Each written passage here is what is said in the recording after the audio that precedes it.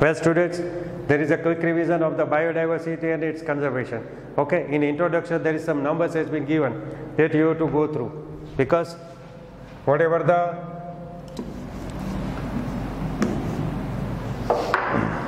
numbers is there, and that is 20,000 ants species. Then more than 3 lakh species is beetles, 28 species of fishes, and more than 20,000 species of, we can say, orchids. There's number you have to go through. Now, as far as the definition of the biodiversity is concerned, up to the macromolecule level to the biosphere level, at each and every step, whatever the diversity is there, that is called as biodiversity. The biodiversity term has been given by whom? Edward Wilson.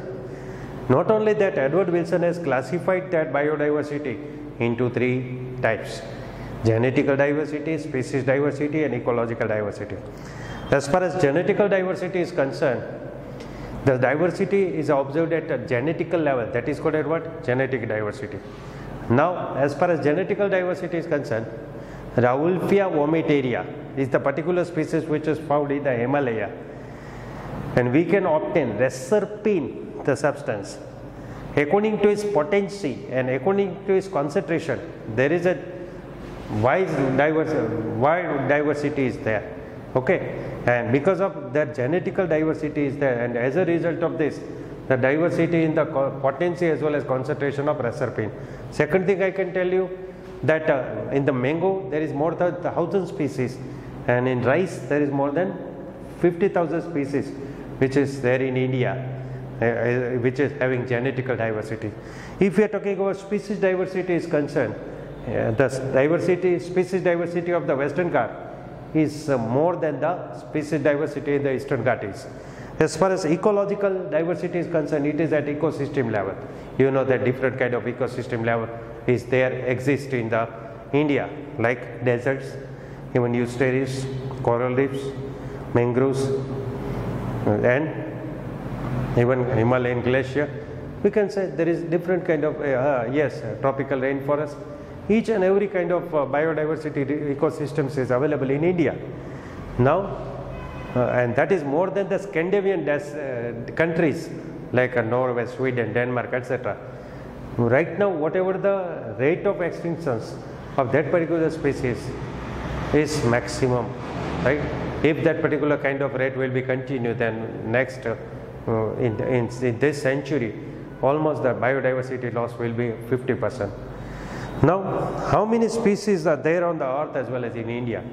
If we are talking about the species on the earth is concerned, you see, according to IUCN, we can say more than 1.5 million or more than that, the species is existing all over the world, is identified. Okay.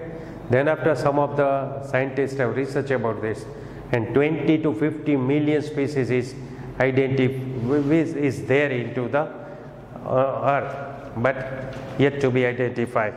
But according to Robert May, they have estimated a proper estimate, that they have stated that Robert May, it is 7 million, that means 70 lakh species exist on all over the world. Okay. Now, according to Robert May particularly, see, there is a 70% is plants, animal species, but plant species is not more than 22%. Okay. Now, as far as animal species 70% is concerned, out of them almost 70% means out of 10 animals, 7 animals is insects, arthropods. Okay. So that is why we can say maximum diversity is arthropods or insects, we can say. Okay. Then after, particularly it is mentioned that there is a diagram which is given over there. Okay. That fungi, diversity of the fungi is more than the mammals and reptiles and amphibians, etc. You can see the invertebrate first diagram. In the first diagram, there is a 70-75% of the insects. Now, second is other animals, third is molluscans, and fourth is, we can say, crustaceans.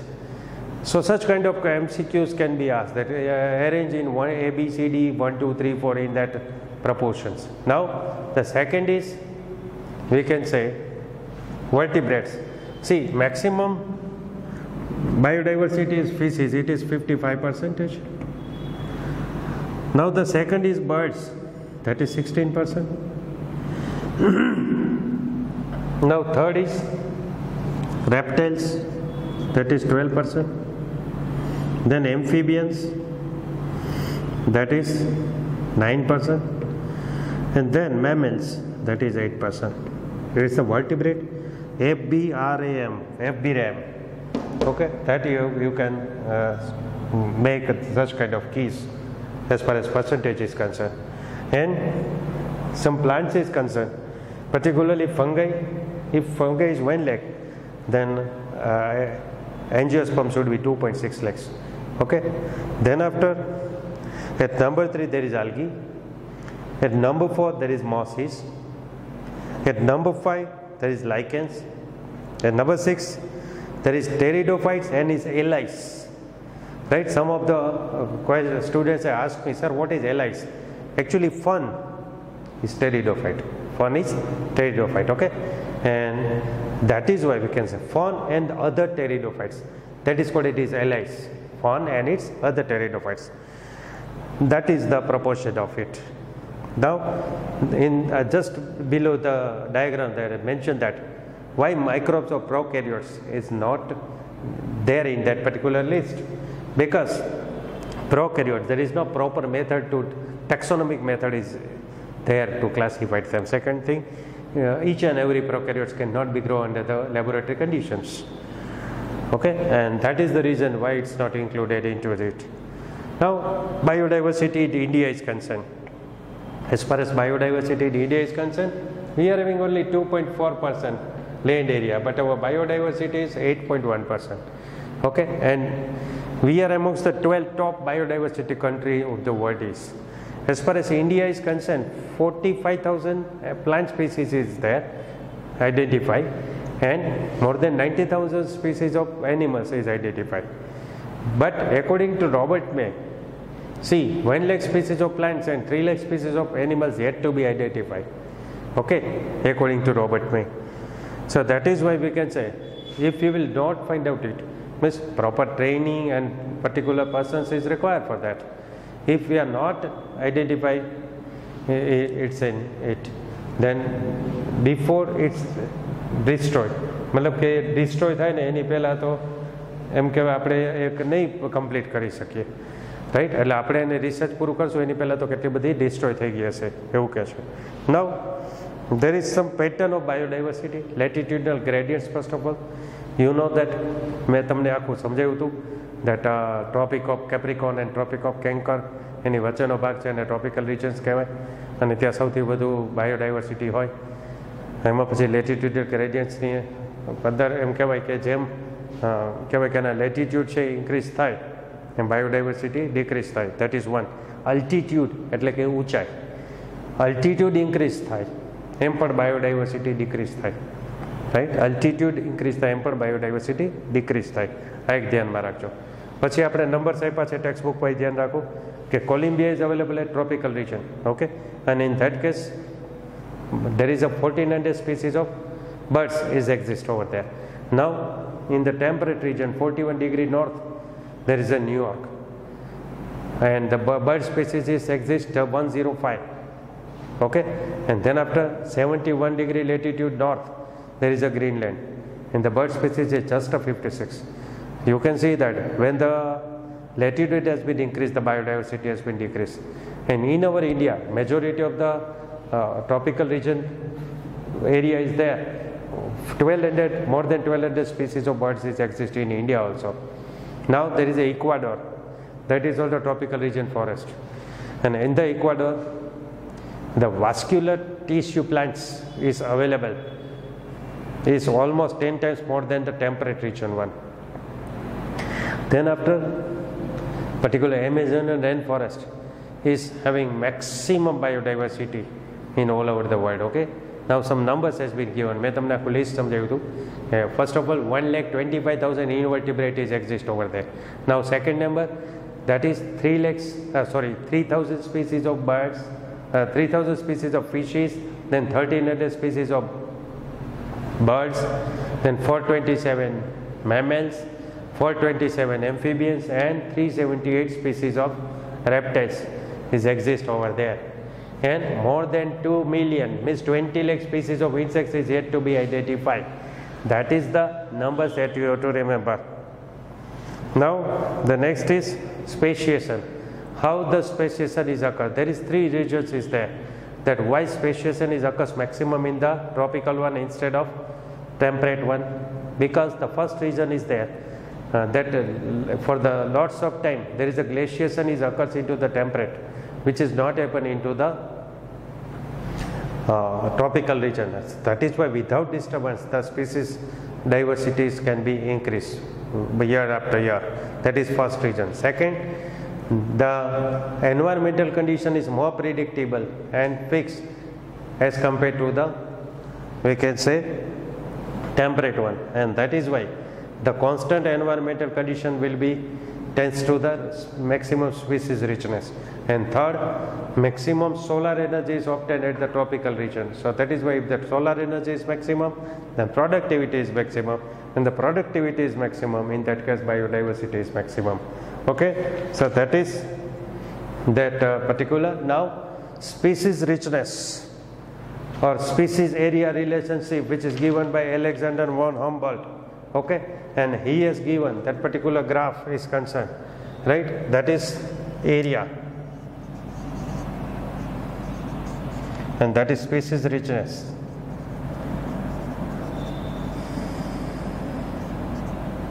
Okay, now they have put the graph over here, and in that case what happened?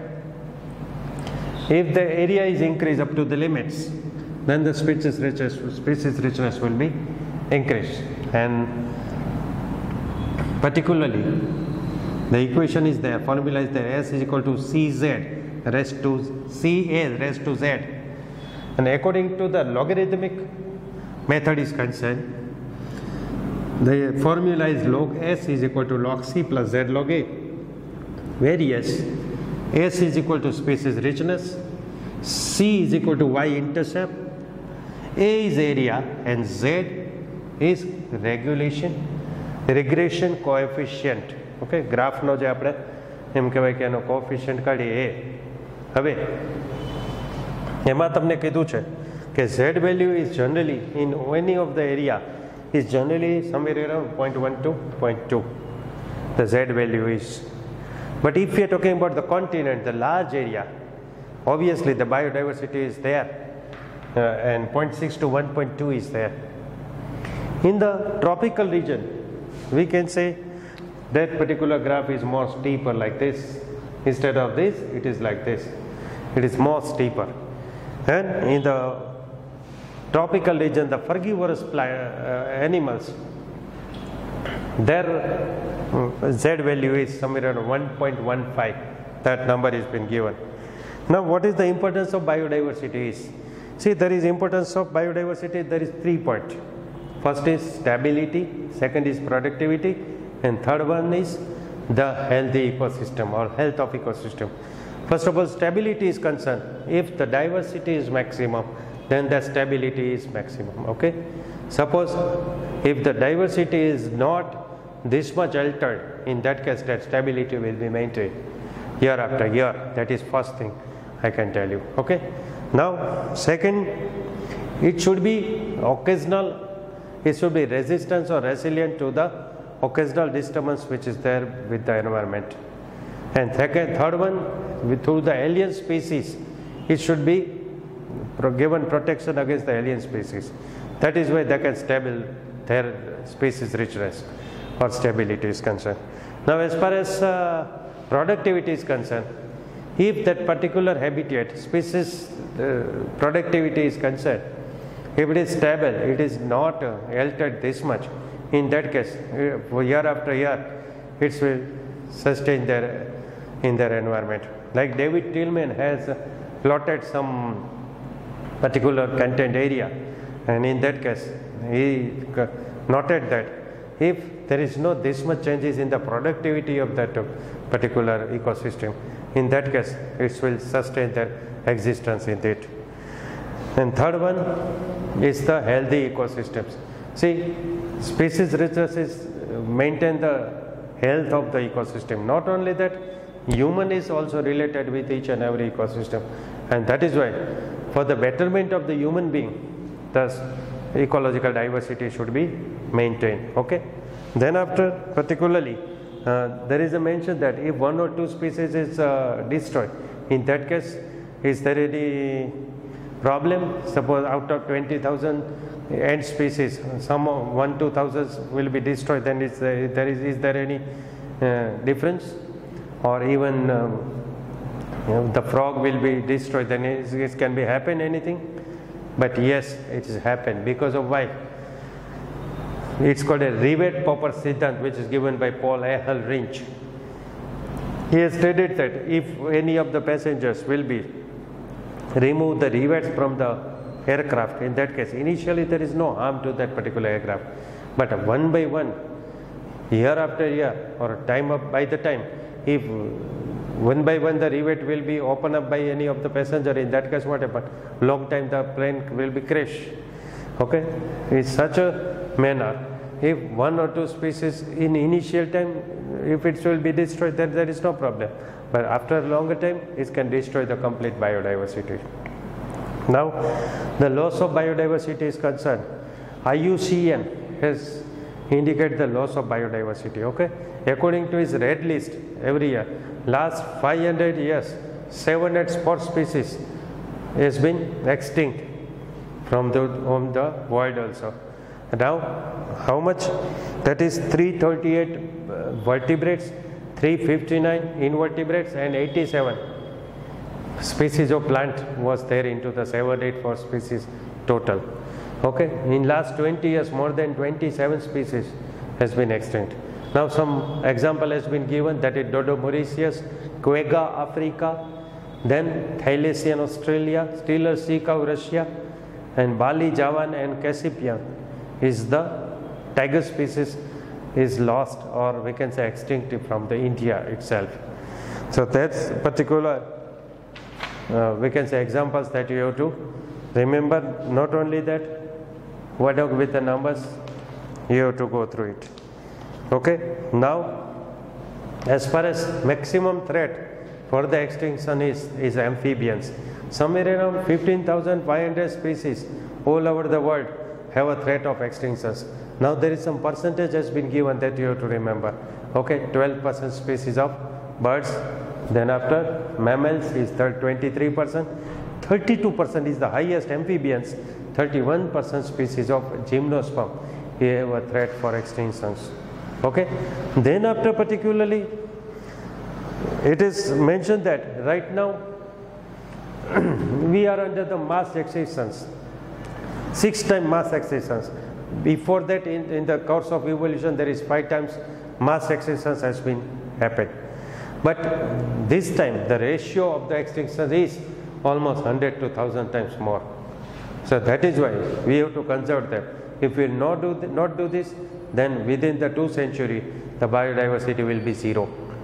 Now particularly what is the we can say biodiversity's effect on the environment, that particularly plant yield can be decreased, plant production can be decreased. Not only that, there is a we can say resistance against the drought, it's also reduced. Not only that, the usage of water as well as productivity, microbes or pathogens, and the disease cycles resistance is also altered by this loss of biodiversity. Now causes of biodiversity is concerned. There is 4 causes of biodiversity, that is called a Havil quartet, because of there is 4. One is we can say habitat loss and fragmentations. Second is over exploitations. Third is alien species innovations, and fourth one is co-extinctions. Now first of all, habitat loss and the fragmentations. You see, if that particular area is fragmented because of railway line and roads and etc., because of that it will be fragmented in a small segment. In that case what happens, that biodiversity can be decreased. Okay, like the example has been given that initially what happened, the biodiversity rich area is Amazonian rainforest. Initially it was 14%, but because of the soybean cultivation, they have destroyed it. Right now only 6% of the particular area has been there, and that is called as what? That is called as habitat loss and fragmentation. Second thing, over exploitations. You see, for our needs, we exploit the different kind of like marine fishes and etc. We are used at it, but when needs is turns to greeds, in that case what happened? It is called over exploitations. Like through the over exploitation, some of the marine species as well as Steller she cow Russia as well as passenger pigeon kind of species is extinct because of over exploitations. Now alien species invasion. Alien species invasion is concerned if the particular species which is not there in that particular habitat, but if it is entered within it, in that case what happened? It is called an alien species, and the alien species don't have predators, so that is why it's compete with the local endemic species and it's destroyed that particular endemic species. 2-3 example has been given for the endemic species. First is in the East African lake Victoria, the Nile perch has been entered into it. Because of that what happened? The local cichlid species, somewhere around more than 200 species of cichlid is extinct because of the entry of Nile perch. That is first example. Second, that is Lantana camera or Iconia crassipes, water hyacinth, such kind of plant species will be destroy the endemic species of that particular habitat. Third, in the aquaculture, if the African catfish is entered into it, in that case what happens? The local catfish will be destroyed. Okay, so that is the alien species invasion. Coextinctions is concerned, if the host is, we can say, destroyed, in that case what happens? That parasites will be also extinct. That is called a coextinctions. Now biodiversity conservation. See, biodiversity conservation is narrowly utilitarian, broadly utilitarian and ethical. There is 3 kind of we can say approaches can be. Now first of all, narrowly utilitarian. You know, for the economical benefits we are using as far as for the cereals and pulse and we can say fibers as well as oils and perfumes and woods, right, firewoods, etc. Even for the medicinal use we are using the different kind of plants and animals, and that is why we can use that biodiversity, right? But we should conserve, because આપણે નેરોલી યુટિલિટેરિયન એટલે ટૂંકા ગાળાનો આપણને benefits આપે છે એટલા માટે. And second thing I can tell you, more than 25% of the medicines is obtained from this forest region. Okay, somewhere around plants resources, 25,000 plants is used into the medicinal purpose. Then after, particularly we have to talking about the broadly utilitarian, બરાબર, કે આપણને long time ઇફેક્ટમાં આપણને ફાયદો થાય, benefits થાય એવું. And in that case what happen? Suppose if the biodiversity is lost, in that case what happen? We have also lost because of through the photosynthesis more than 20% of the total oxygen is contribution of the whatever the oxygen which is released through the photosynthesis. So that is the one of the benefit for us. Second thing I can tell you, pollination. For the pollination, insects, birds, bats, they are helpful for the pollination into the plants. But if the biodiversity loss is there, the pollination will not be occur. That is why its effect on the cycles of the plants also. So that is why it is also required. Third one, some of the, suppose nature માંથી આપણને કેટલું બધું મળે છે, bulbul singing, all of this, the spring flowers and etc. So that is given as pleasure to us. Now as far as ethics is concerned, see, it is our humble duty that for the future generation we have to conserve our natural resources. So that is. Now how do we conserve the biodiversity? So as far as conserve the biodiversity is concerned, that is 2 ways: in situ conservation and ex situ conservation. In situ means what? Suppose if a particular area that require the conservation, whatever the situation is there, જે સિચ્યુએશનમાં છે ત્યાં જઈને conserve કરો, ત્યાં જઈને protect કરો, that is called in situation conservation, right? Some of the area where the species richness is maximum, And the species having endemism. Endemism is a species ત્યાં જ છે પણ બીજે ક્યાંય નથી વર્લ્ડમાં. That is called endemism. That is called a biodiversity hotspot. Initially the biodiversity hotspot was 25 was identified. Then after 9 has to be added. That is why right now world level biodiversity hotspot is 34. Okay, now in India the biodiversity hotspot is Western Ghat in Sri Lanka, Indo-Burma and Himalaya. These are the biodiversity hotspots.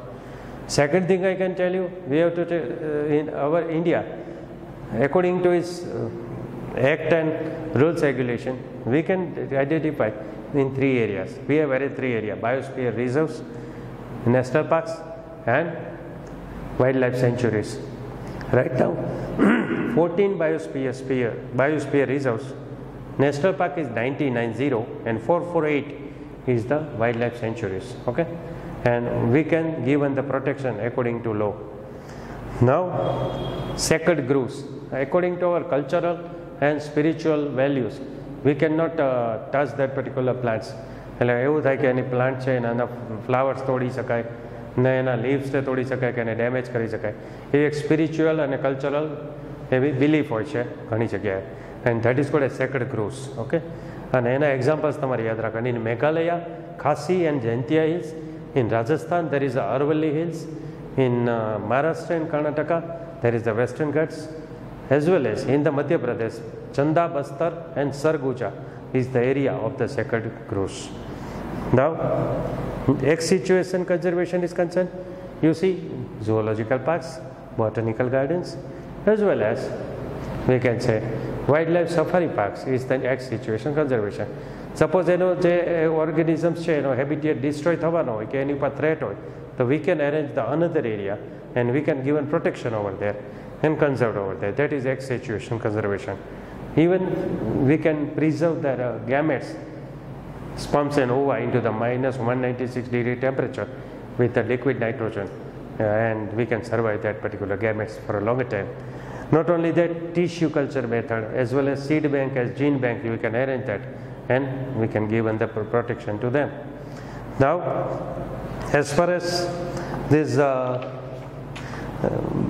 wildlife conservation is concerned, at world level there is no any political boundaries is there. The world level Earth Summit has been arranged in Rio de Janeiro, Brazil in 1992 first time. Okay, and particularly all the nation take appropriate measure for the conservation of biodiversity, and then after for a sustainable benefits or sustainable development for the biodiversity is concerned, in the 2002 again the Earth Summit has been arranged in the South Africa, Johannesburg, and 190 countries has been participated in that, and they pledged their commitment to achieve by the 2010 whatever the biodiversity loss is there, that we have to reduce by the 2010, and that is the completion of this chapter. આપણું આ જે fast forward revision છે biodiversity and કન્ઝર્વેશનનું એ અહીંયા complete થાય છે. Okay, have a nice day.